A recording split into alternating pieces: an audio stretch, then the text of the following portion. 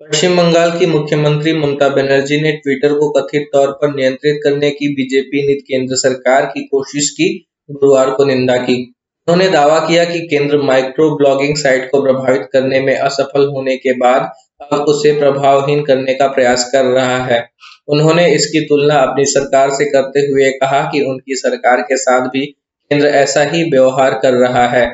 ममता बनर्जी ने पत्रकारों से कहा कि मैं इसकी निंदा करती हूँ। वे ट्विटर को नियंत्रित नहीं कर सकते तो अब उसे प्रभावहीन करने का प्रयास कर रहे हैं।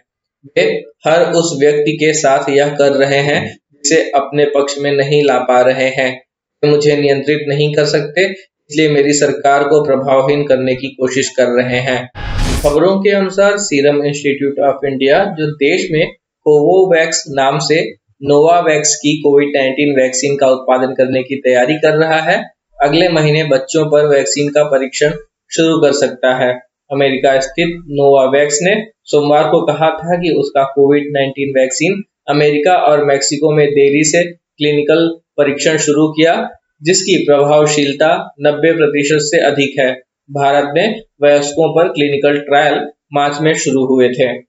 पंजाब एकता पार्टी के 3 विधायक, पूर्व नेता प्रतिपक्ष सरदार सुखपाल सिंह खैरा, विधायक सरदार जगदेव सिंह और पीरमल सिंह ने आज नई दिल्ली में राहुल गांधी से मुलाकात की और कांग्रेस में विलय करने की घोषणा की। इस मौके पर कांग्रेस के पंजाब प्रभारी हरीश रावत भी मौजूद थे। खैरा और ये 2 विधायक गत 3 जून को मुख्यमंत्री अमरिंदर सिंह की मौजूदगी में कांग्रेस में शामिल हुए थे। ये तीनों पिछले विधानसभा चुनाव में आम आदमी पार्टी के टिकट पर निर्वाचित हुए थे। हालांकि बाद में पार्टी नेतृत्व से कथित टकराव के कारण तीनों को आप से बाहर कर दिया गया। इसके बाद खैरा ने पंजाब एकता पार्टी बनाई। राहुल गांधी से मुलाकात के बाद खैरा ने पार्टी में शामिल करने के लिए उनका आभार जताया। शिवसेना के नेता संजय राउत ने गुरुवार को कहा कि मुंबई में शिवसेना भवन एक राजनीतिक दल का मुख्यालय ही नहीं बल्कि महाराष्ट्र की पहचान का प्रतीक है और किसी को भी इसकी ओर कुदृष्टि डालने का दुस्साहस नहीं करना चाहिए। अयोध्या में भूमि सौदा विवाद के बारे में शिवसेना के मुखपत्र सामना में कथित अपमानजनक टिप्पणियों के खिलाफ भाजपा की युवा इकाई ने विरोध मार्च निकाला था, जिसके बाद बुधवार को मध्य मुंबई के दादर इलाके में स्थित शिवसेना भवन के बाहर भाजपा और शिवसेना के कार्यकर्ताओं के बीच झड़प हो गई थी। शिवसेना के विधायक सदा सरवणकर ने कहा था कि उनकी पार्टी के कार्यकर्ताओं को सूचना मिली थी कि भाजपा के कार्यकर्ता शिवसेना भवन में तोड़फोड़ करने आ रहे हैं। इस घटना के बारे में राउत ने पत्रकारों से बातचीत में कहा कि शिवसेना भवन मराठी और महाराष्ट्र का प्रतीक है।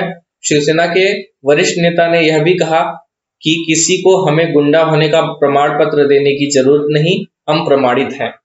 1000 लो फ्लोर बस खरीद मामले में उपराज्यपाल अनिल बैजल ने 3 सदस्यीय जांच कमेटी बनाई है। इस पूरे मामले को लेकर एलजी ने 2 हफ्ते में रिपोर्ट की मांग की है। इस कमेटी में भारत सरकार के पूर्व सचिव और अर्बन ट्रांसपोर्ट डिवीजन के पूर्व प्रमुख ओपी अग्रवाल, दिल्ली सरकार विजिलेंस के प्रधान सचिव और ट्रांसपोर्ट डिपार्टमेंट के प्रधान सचिव सह कमिश्नर शामिल हैं।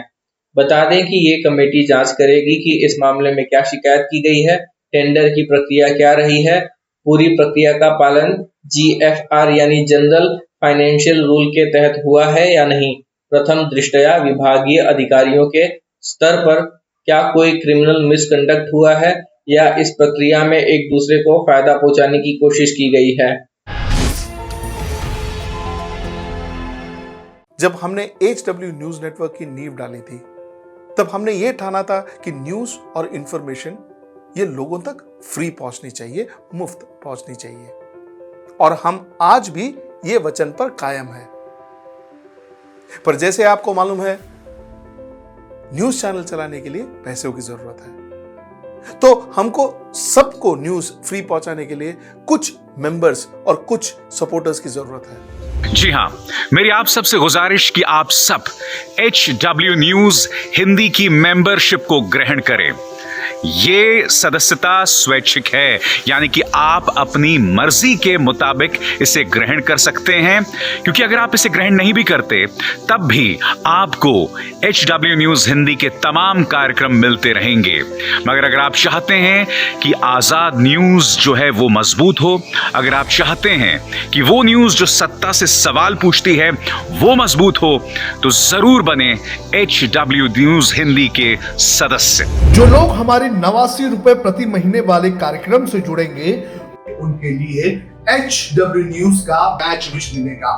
साथ ही साथ उन लोगों को हमारे एक्सक्लूसिव पोल्स में भी शामिल होने का मौका मिलेगा।